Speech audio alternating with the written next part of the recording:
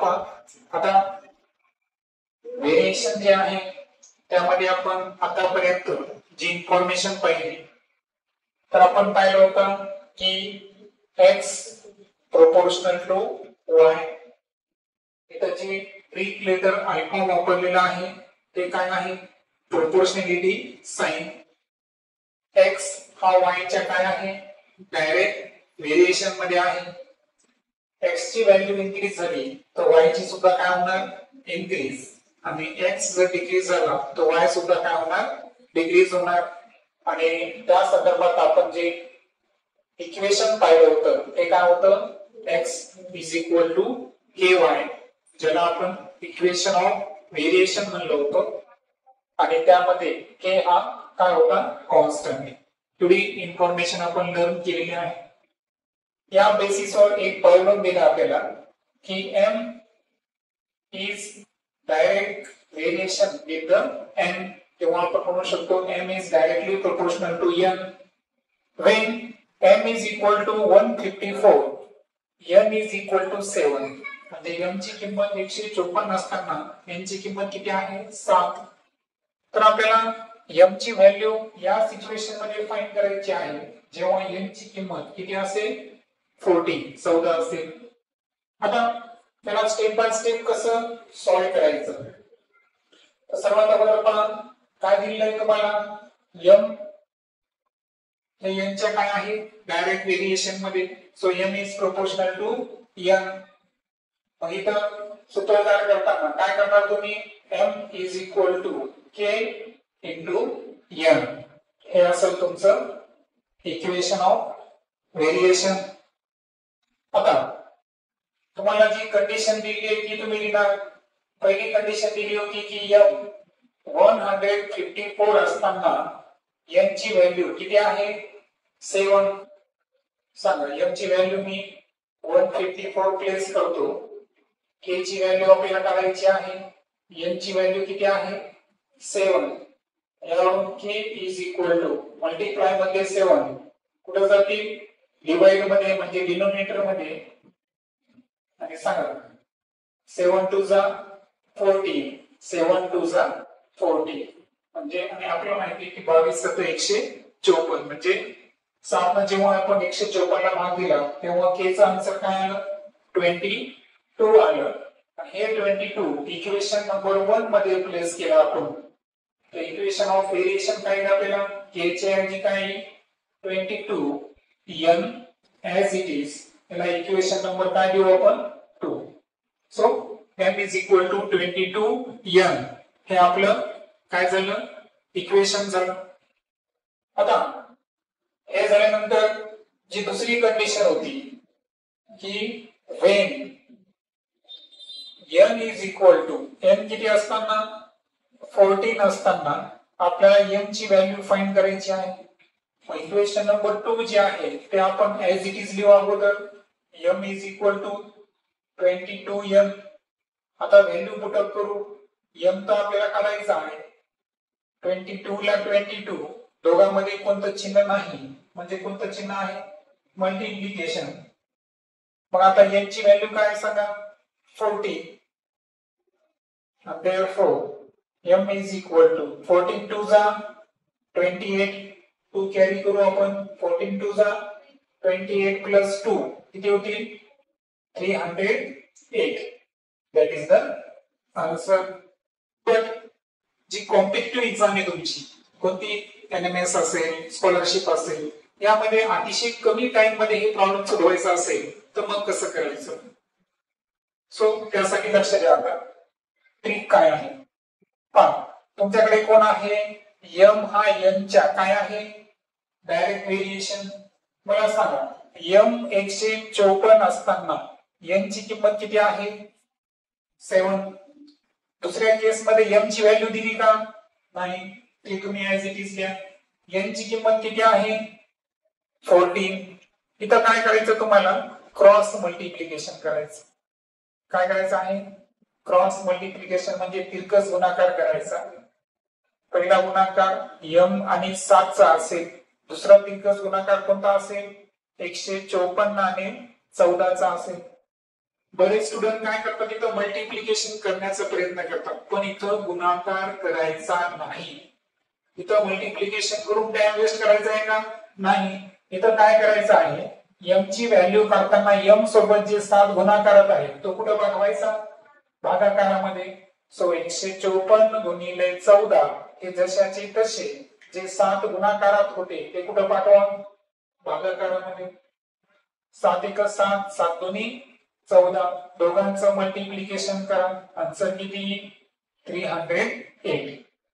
म्हणजे competitive exam मध्ये तुम्ही ही ट्रिक वापरायची, परंतु जेव्हा तुम्हाला टेक्स्टबुक मध्ये रीतसर सोडवायचं असेल तेव्हा तुम्हाला या स्टेप फॉलो करायचे. आन्सर बदललं का?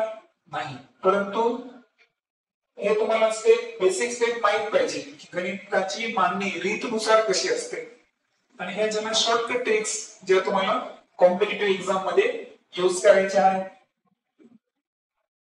त्यानंतर सेकंड प्रॉब्लेम कडे येऊ आपण.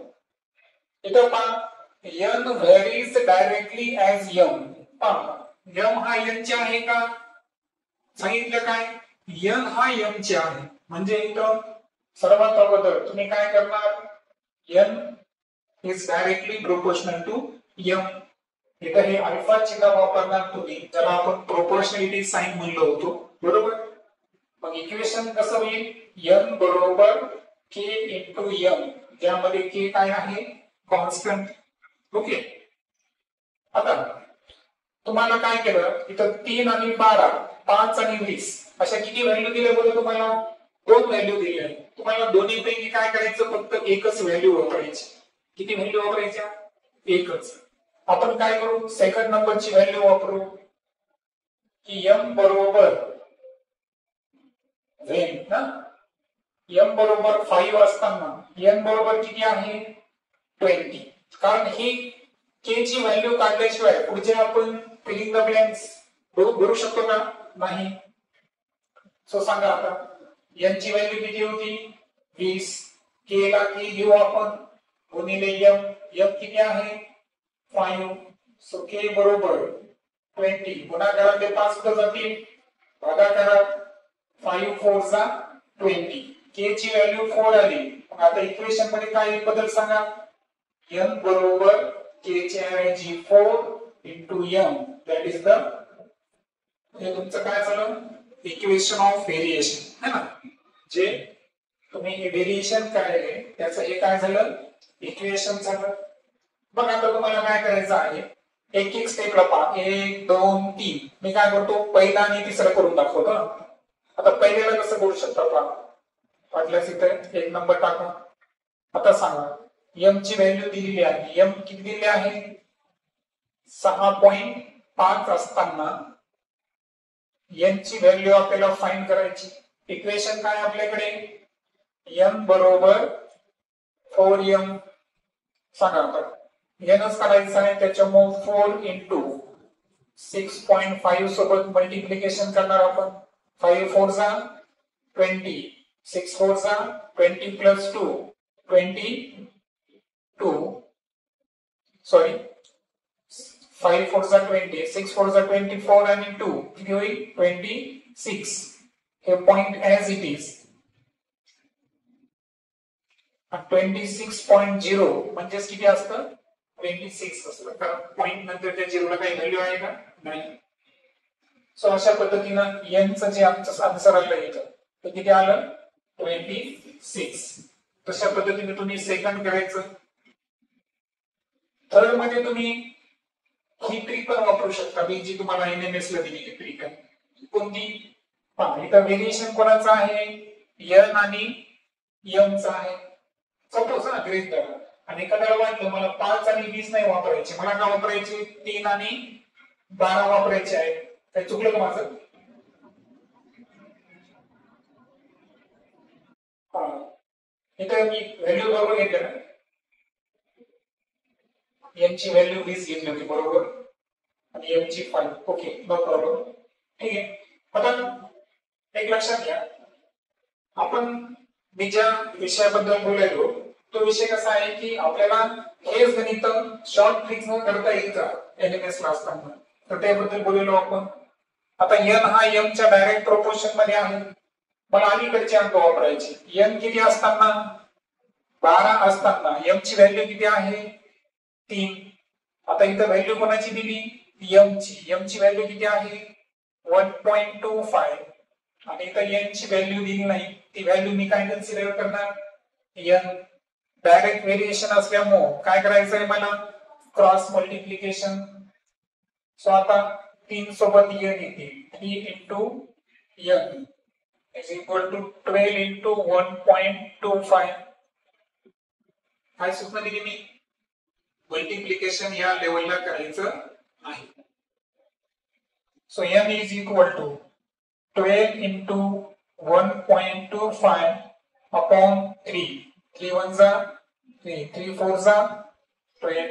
So n is equal to 4 into 1.25. याचा आन्सर येतो 5.00 पण ऍक्च्युअली 5.00 म्हणजे काय आहे 5. सो या ठिकाणी जे आन्सर येईल ते किती येईल 5. ओके.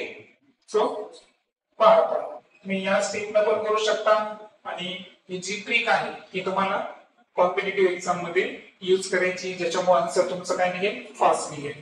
ओके.